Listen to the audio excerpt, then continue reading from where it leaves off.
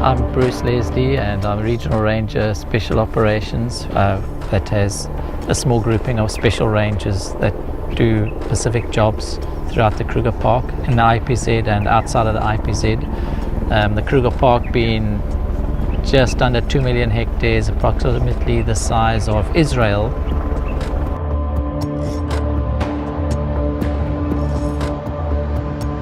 We're in trouble. This is a serious onslaught on our natural resources. It's unabated, it's relentless.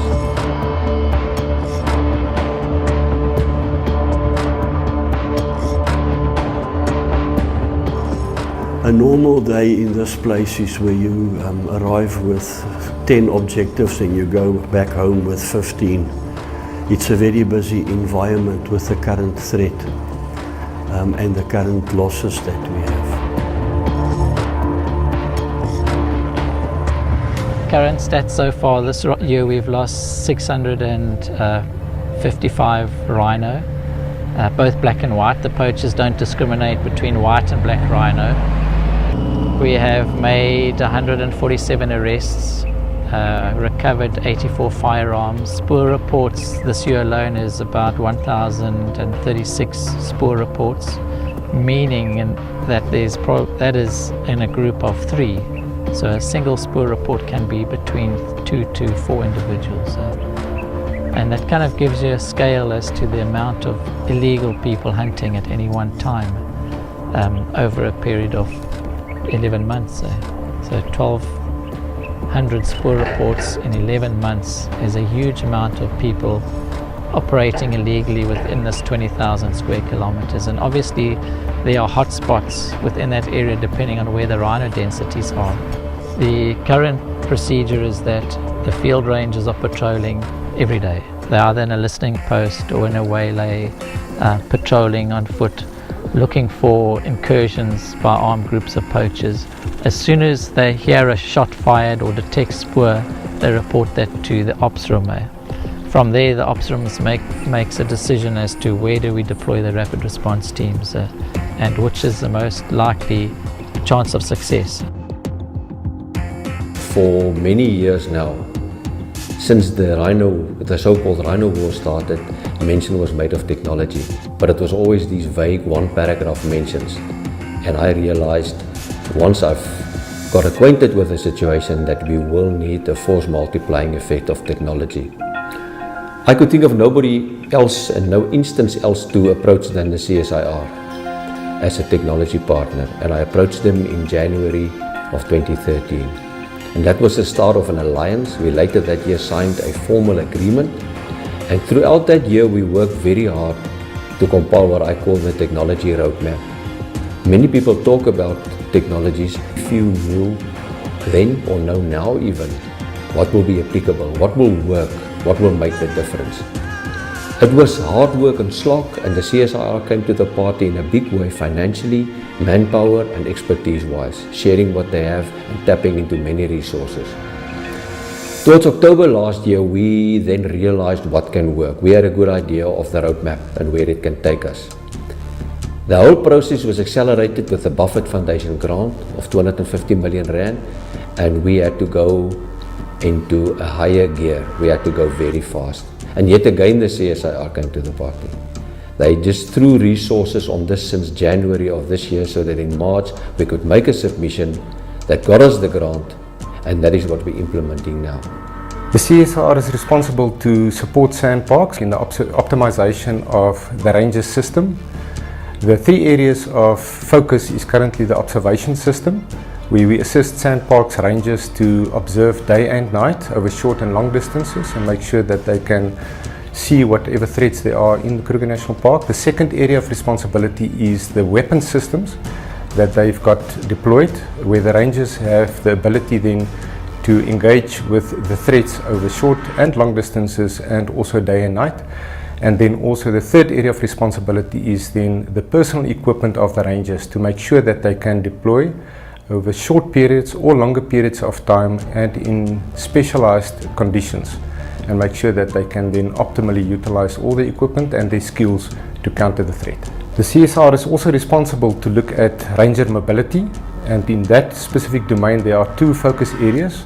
We are looking at the optimization of the current capabilities, which are the land cruiser systems that is currently deployed.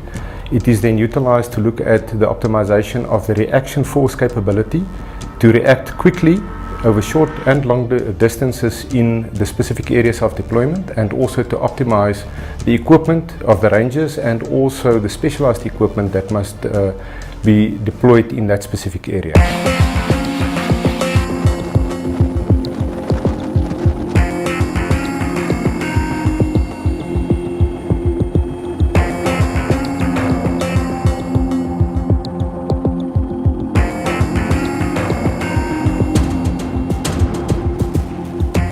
CSIR is also responsible to look at collaborative research and also development activities between various stakeholders, and one area of collaboration is in secure communications. As the CSIR is looking at command and control systems, it is also very important to secure the information flow over that command and control systems, especially radio frequency communication systems and then also other communication means. One of that areas of secure communications will then focus on making sure that the rangers can securely communicate with the headquarters or the operations rooms, and then also within the command and control structures of sandparks.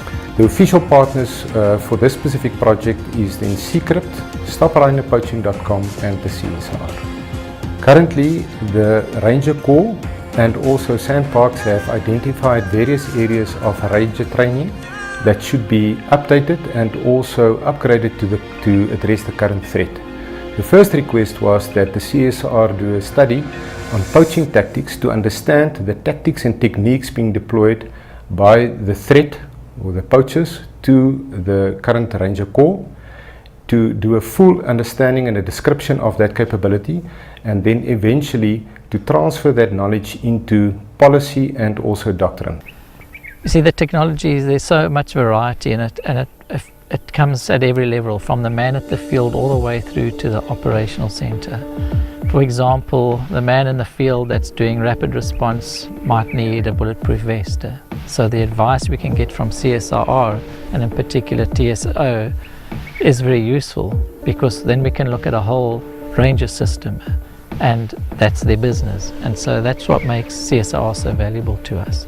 We can look at the field ranger, we can look at the rapid response team and the equipment they need to do their particular job in the field, all the way through to the investigator, to the mission area manager, to radar detection and other technologies that are really outside of our field. And so there's a whole cross-section and variety of technologies that are useful at every level of this fight against rhino poaching.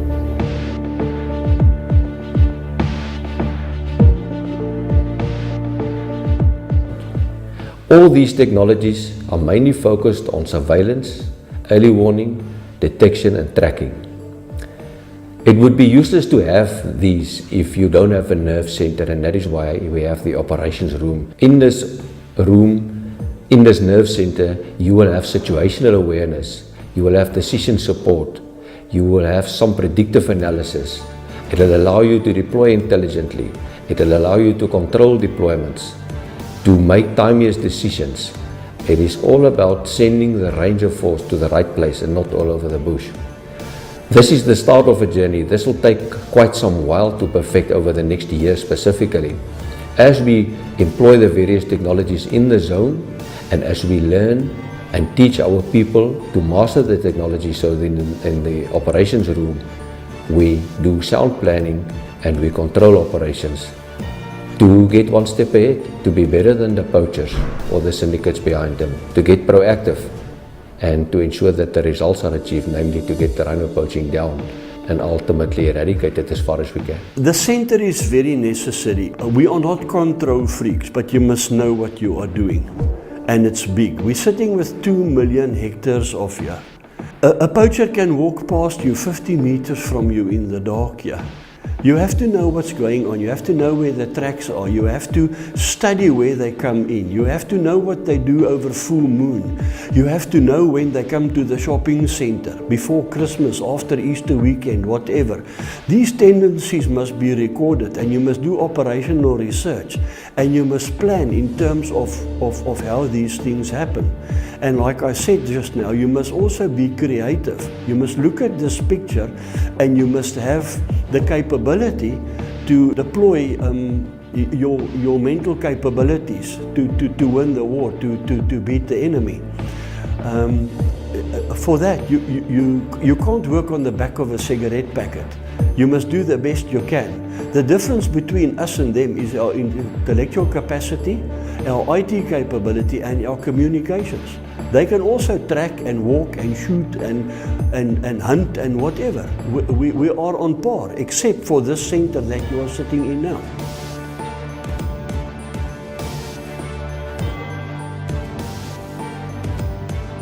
Seecrypt Echo is a system that we customized specifically for anti-rhino poaching and for the environmental asset management. It's currently used in the Operations Center in the Kruger, and it will move to the new Operations Center. The big idea around Seecrypt is to be able to integrate all the different elements of data that we can get. We can get data from people reporting, we can get data from technical sensors in the field, we even get reports from tourists that notice things, and we can capture all of these things in Seecrypt. Seecrypt then assists the people in the park and the operations to understand what's happening, to see what's happening. We want to be more proactive in the operations. In order to do that, we have to look at the data, do analysis, find trends, look at the statistics. So there's a lot of modeling also that we can do using the data of Seecrypt that will then predict almost where the next thing can happen, so that we can start planning where to put the limited resources that are already there. The technology impacted here will help us greatly in terms of a force multiplier. We are low numbers on the ground, and any technology that can give us the edge or an advantage in detecting fast, locating the poacher or the incursion, where we can have a quicker and more effective response or rapid response to either arrest the people before they kill a rhino, or directly after that. They don't kill 2 or 3 rhino before we arrest them, that if they kill once, they must go to jail next. Next stop must be jail. They're trying to throw us to the wolves. We'll return with the pack, and in this pack we'll have the CSIR as part of our pack.